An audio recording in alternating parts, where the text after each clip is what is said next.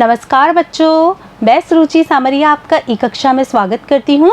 आज आप मेरे साथ कक्षा 5 की हिंदी विषय के अंतर्गत पाठ 3 अपनी वस्तु के भाषा की बात पर आधारित अभ्यास प्रश्नों को हल कर रहे हैं।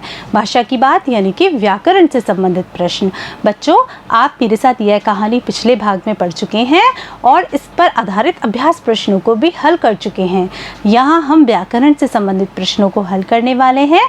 तो आइए देखते हैं पहला प्रश्न क्या है। पाठ में उद्धृत मुहावरा यानी पाठ में आया हुआ मुहावरा लाल पीला होना का अर्थ है अत्यधिक क्रोधित होना। और अगर हम इसका वाक्य में प्रयोग देखें तो हमारी कहानी में वाक्य में प्रयोग किया गया था, दोनों भाई धरती के स्वामित्व को लेकर लाल पीले हो रहे थे यानी कि अत्यधिक क्रोधित हो रहे थे। इसी प्रकार आप भी नीचे लिखे मुहावरों का वाक्य में प्रयोग करें। बच्चों, आपसे क्या कहा जा रहा है? आपसे कहा जा रहा है कि आपके सामने यहाँ पर दो मुहावरे हैं जिनका कि आपको क्या करना है?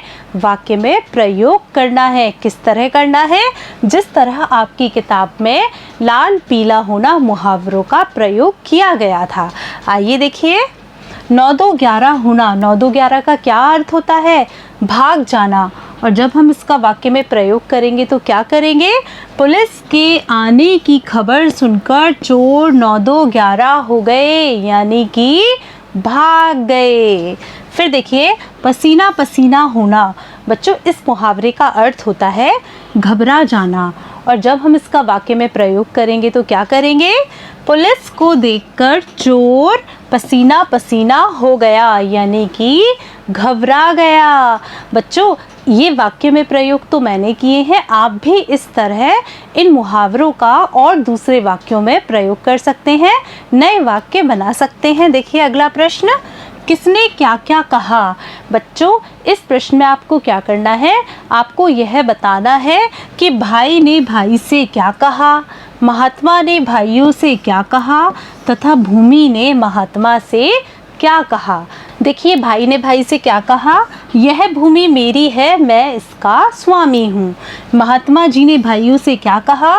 कहा, हे भद्र पुरुषों, तुम लोग कौन हो और आपस में झगड़ा क्यों कर रहे हो?